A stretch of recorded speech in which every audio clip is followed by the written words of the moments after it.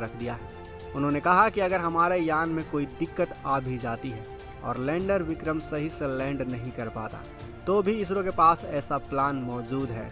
चंद्रयान 3 में ऐसा plan feed किया गया है जो सब कुछ ठीक कर सकता है। अस्सलाम वालेकुम, उम्मीद है कि आप सब लोग लक्ष्य होंगे। Welcome to true रिएक्स। आज का वीडियो हमारा बड़ा इंटरेस्टिंग। आज के वीडियो का हमारा टाइटल है this is the last 15 minute of plan Chandrayaan 3 seeing which NASA spirits flew away ISRO Chandrayaan, यानी कि ये देखते हुए लास्ट 15 मिनट ऑफ चंद्रयान 3 के नासा के उड़े तोते देखेंगे। आपके साथ मिलकर ओरिजिनल वीडियो का लिंक डिस्क्रिप्शन में। सपोर्ट एंड सब्सक्राइब अगर आप इनको करना चाहते हैं आप कर सकते हैं। वीडियो फिर हम करते हैं स्टार्ट। चंद्रयान 3 ने इसरो को भेजा अपना प्लान बी, जिस काम को करने में नासा और रोसकोसमोस के भी पसीने छूट गए थे। वो काम अब बड़े आसानी से हमारा चंद्रयान 3 करने वाला है, और वो भी सिर्फ 15 मिनटों में। आखिर चांद पर हमारा चंद्रयान ऐसा क्या करने वाला है जिसके प्लान के बारे में जानकर नासा के भी होश उड़ गए हैं। जानेंगे आज की इस वीडियो में, तो वीडियो के अंत तक बने रहें दोस्तों। लेकिन वीडियो में आगे जाने से पहले आपसे हमेशा की तरह एक रिक्वेस्ट, इस वीडियो को लाइक करें, अपने दोस्तों के साथ शेयर करें।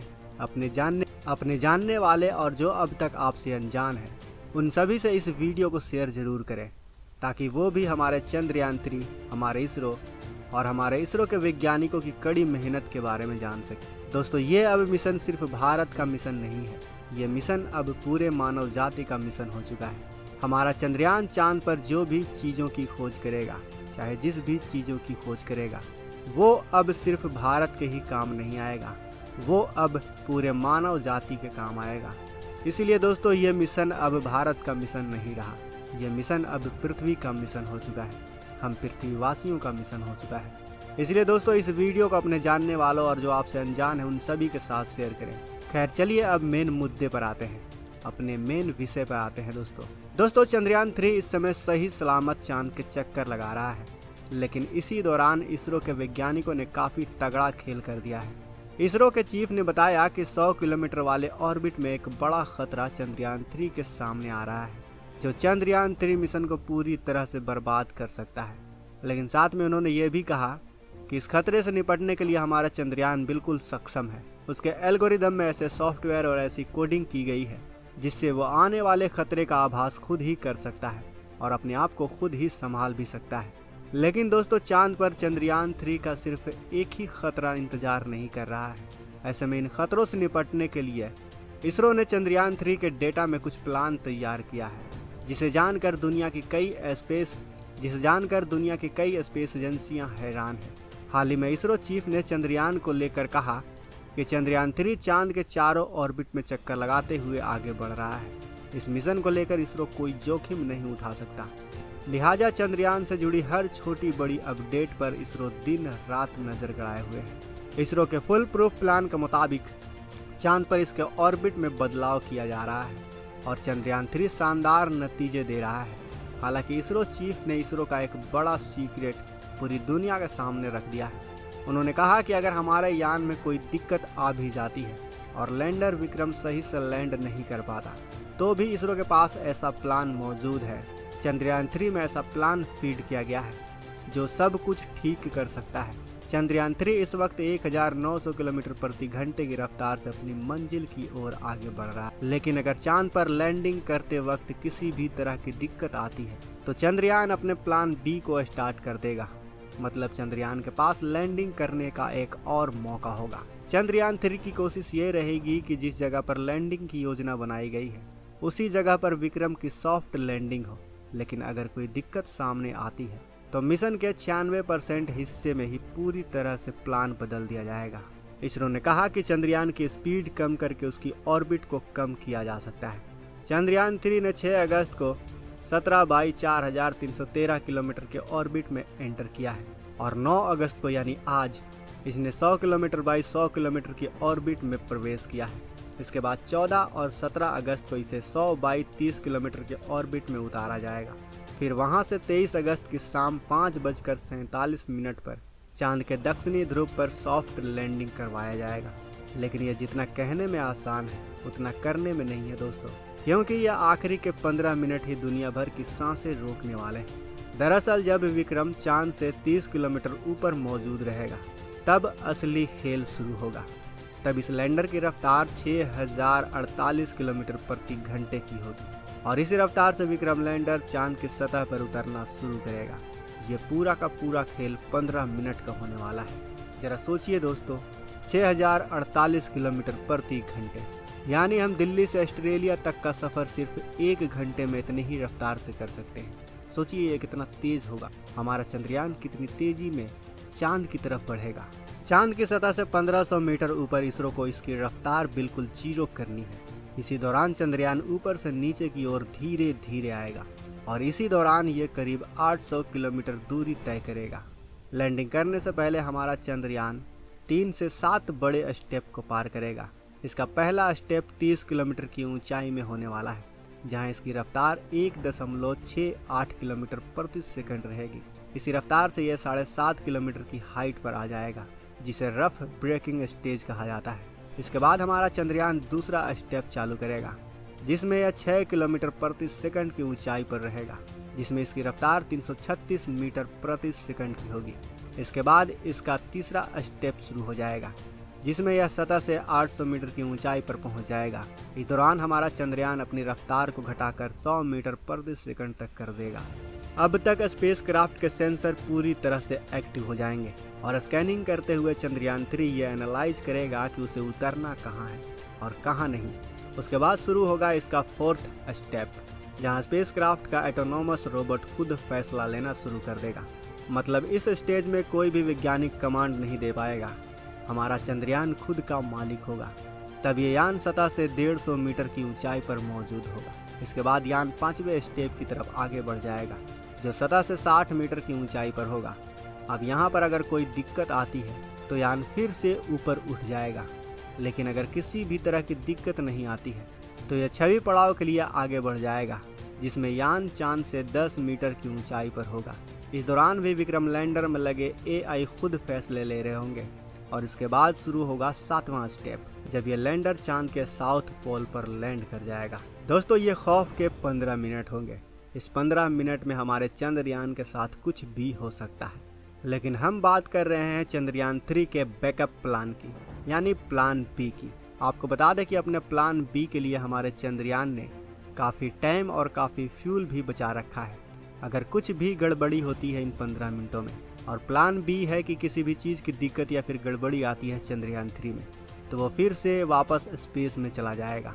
आपको बता दें कि इस बार जो इसरो ने उपकरण लगाए हैं हमारे चंद्रयान 3 में, वो 100% बिल्कुल एक्यूरेसी के साथ कैलकुलेशन कर लेंगे कि एकदम सेफ जगह कौन सी है। इस बार जो यंत्र लैंडर पर लगाया गया है उसका नाम है लेजर ड्रॉपर वेलोसिटी मीटर और लैंडर हॉरिजॉन्टल वेलोसिटी मीटर। इसमें लगा लेजर ड्रॉपर वेलोसिटी मीटर यानी LDVM जमीन पर उतरते समय लेजर फेंकता है। ये लेजर जमीन से टकराकर वापस लैंडर तक पहुंचता है और लैंडर को ये बताता है कि सतह कैसी है और लैंडिंग करना कहाँ है, कहाँ पर लैंडिंग करना सेफ होगा।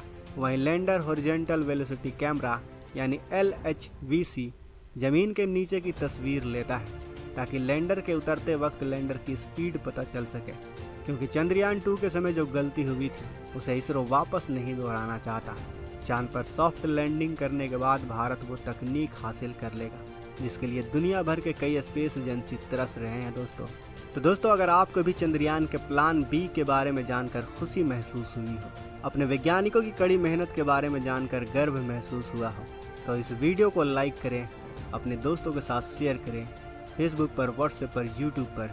और अगर आपने अभी तक इस चैनल को सब्सक्राइब नहीं किया है तो इस चैनल को भी सब्सक्राइब कर लें, ताकि हमारी आने वाली वीडियो को आप मिस ना कर सके। मिलते हैं अगली वीडियो में। वीडियो के अंत तक बने रहने के लिए आपका दिल से धन्यवाद। जी मोहम्मद अहमद, क्या डर जाता है?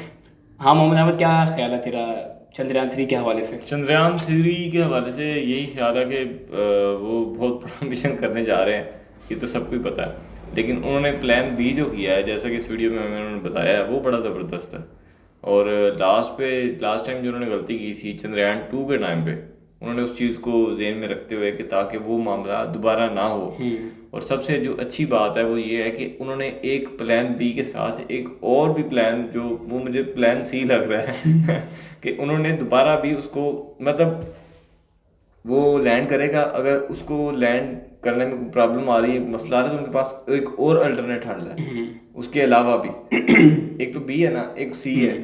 तो इसी तरह अगर वो फिर भी नहीं कर पाता तो फिर उनके पास इतना फ्यूल भी है कि वो दोबारा वापस स्पेस में चला जाए, दोबारा स्पेस में जाकर फिर दोबारा से ट्राई कर सकते हैं। दोबारा से ट्राई कर सकते हैं। बिल्कुल ऐसे ही। ये ऐसी चीज़ है जो कि नासा और रोस्कोसमोस, जो रशिया की नासा आपको पता है अमेरिका की, जो रोस्कोसमोस है वो रशिया की स्पेस एजेंसी है, इन दोनों से भी ये काम अभी तक ऐसा नहीं हो पाया कि एक बार लैंड करके और वहाँ पे बचाया हुआ फ्यूल उनके पास पड़ा हो और इतनी कैपेबिलिटी भी हो फ्यूल के अलावा भी उनकी मशीनरी में, उनकी जो इक्विपमेंट उसके अंदर एआई के हेल्प के थ्रू, कि वो दोबारा से लिफ्ट करे अपने आप को, स्पेस में चला जाए और फिर एक बार से इटसेल्फ खुद कोशिश करे फिर दोबारा उसको लैंड करे। क्योंकि एक टाइम पे वो वहाँ से कनेक्शन लॉस हो जाएगा। कनेक्शन लॉस से मुराद कि कंट्रोल यहाँ से चला जाएगा, वहाँ डायरेक्ट फिर एआई जो काम करेगा, जो उसके अंदर जितनी भी प्रोग्रामिंग कोडिंग वगैरह की उस हिसाब से होगा। लेकिन ये बात मुझे बड़ी अच्छी लगी कि इन्होंने स्टार्टिंग में बात बोली है कि ये सिर्फ इंडिया का मिशन नहीं है, बल्कि पूरे जो मानव जाति है उनके फ़ायदे के लिए है, जितने भी लोग हैं यहाँ पे उनके फ़ायदे के लिए, पूरी धरती के तमाम जो इंसानियत है या पशु जीव ये वो सारे उनके फ़ायदे के लिए भी है, सिर्फ इसलिए नहीं कि इंडिया के लिए। तो ये एक ऐसी अप्रोच है जो कि इंडिया को वर्ल्ड लीडर बना सकती है आगे। और यही चीज़ की बात जो पीएम मोदी भी अक्सर करते हैं, वसुधैव कुटुंबकम, के पूरी दुनिया जो है वो एक फैमिली है। और यही चीज़ अगर कोई कंट्री इतनी स्पीड से ग्रो कर रहा है, जो कि इंडिया नंबर 1 जा रहा है ग्रोथ रेट में, तो वो कंट्री अगर इस तरह का एटीट्यूड रखती है कि इससे हमने दूसरों को भी फायदा देना है, ना कि ऐसा कि हमने सिर्फ अपनी वाह करवानी है और इसको अपने तक रखना है, इस टेक्नोलॉजी से फायदा सिर्फ अपने लोगों को देना है, तो ये बड़ी एक छोटी और नैरो सोच है। अगर आप पढ़ लिख के भी इस तरह की सोच रखते हैं तो फिर तो बहुत काम ख़राब है। फिर मेरे ख्याल में बहुत ज़्यादा आपको अपने ऊपर काम करने की ज़रूरत है। बेशक आपकी कम्युनिटी की ऐसी सोच है या आपके एज ए इंडिविजुअल ऐसी सोच है। तो ये एक छोटा सा मैसेज भी था बीच में। लेकिन ये जो ऐसा मिशन है चंद्रयान 3, इसके जो चैलेंजेस हैं बीच में, कि अब डॉज भी इसने करना है, इसने देखना भी है, कुछ ना कुछ इसने अपने एंड पे भी चीज़ें देखनी है। इसका जो एआई सॉफ्टवेयर, इसकी कोडिंग प्रोग्रामिंग जिस तरह से की गई है, जिस रूट पे भी ये चल रहा है, जहाँ ये जिस ऑर्बिट में ये रिवॉल्व बार बार कर रहा है चांद के गिर्द, वहाँ पे और भी बहुत सारे चैलेंजेस। अच्छा, ये चांद के गिर्द इतनी देर घूमने का फ़ायदा क्या है?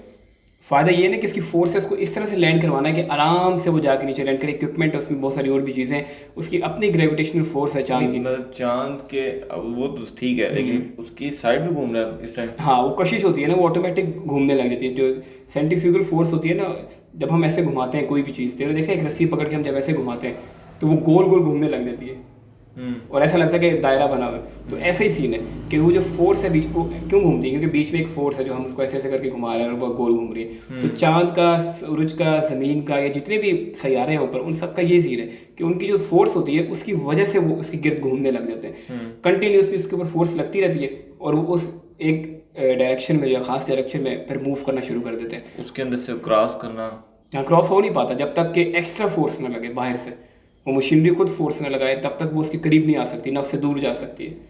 उसकी फोर्स ही इतनी ज़्यादा होती है, जब हम ऐसे कोई धागा घुमाते हैं तो वो नहीं निकल सकता जब तक कि हम उस ज़्यादा फोर्स यहाँ से ना लगा दें, या वो इटसेल्फ कोई जिस चीज़ के हमने किया हुआ है, ढक्कन है या कोई बॉटल है या कोई भी चीज़ है, जब तक वो खुद फोर्स ना लगाए बाहर को या अंदर को, तो वो उससे दूर नहीं जा सकती, वो उसी एरिया में रहेगी।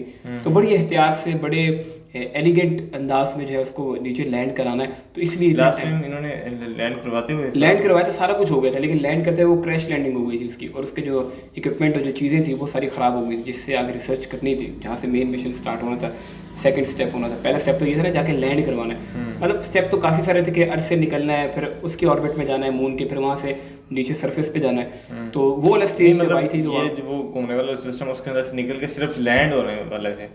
हाँ, लैंड होने वाले थे, लैंड कर गए थे, मतलब कर रहे थे, तो वहाँ प्रॉब्लम आई थी, कोई टेक्निकल फॉल्ट की वजह से वो अपना फोर्स खो गया, क्या हुआ एग्जैक्ट तो मुझे नहीं याद, लेकिन ये कि अपने आप को स्टेबल नहीं कर पाया और वो क्रैश लैंडिंग हो गई और वो धड़म कर गए।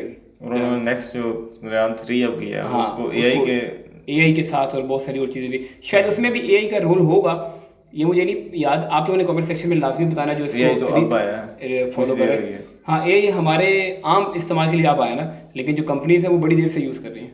तकरीबन ये आम लोगों के लिए अब आया, तकरीबन 10 सालों से तो यूज़ कर ही रहे कम से कम। तो ये 2008 में गया था? नहीं, ये अभी गया था चंद्रयान 2। हाँ, तकरीबन कुछ 2-2.5 साल पहले की बात है।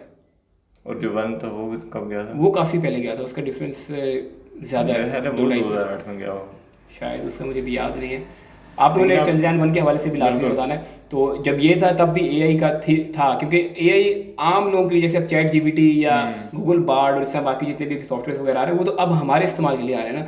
जो कंपनीज हैं उन्होंने अपने इस्तेमाल के लिए पहले से चीज़ें काफ़ी डेवलप की हुई है, तो पब्लिक यूज़ के लिए अब चीज़ें सामने आ रही हैं। जो हमारे सवाल हैं उनके जवाब आपने लास्ट में देना। आपको वीडियो कैसा लगा लास्ट में हमें कमेंट सेक्शन में बताइएगा। और इस वीडियो को चाहे आप ओरिजिनल वीडियो शेयर करना चाहें या फिर ये रिएक्शन वीडियो शेयर करना चाहें, ज़्यादा से ज़्यादा लोगों तक शेयर कीजिए, ताकि ज़्यादा से ज़्यादा लोगों को पता चले कि दुनिया में इस वक्त हो क्या रहा है और दुनिया जा किस तरफ रही है। इस वाले वीडियो में फिर इतना ही, मिलेंगे हम आपको अगले वीडियो में, तब तक के लिए अल्लाह हाफ़िज़।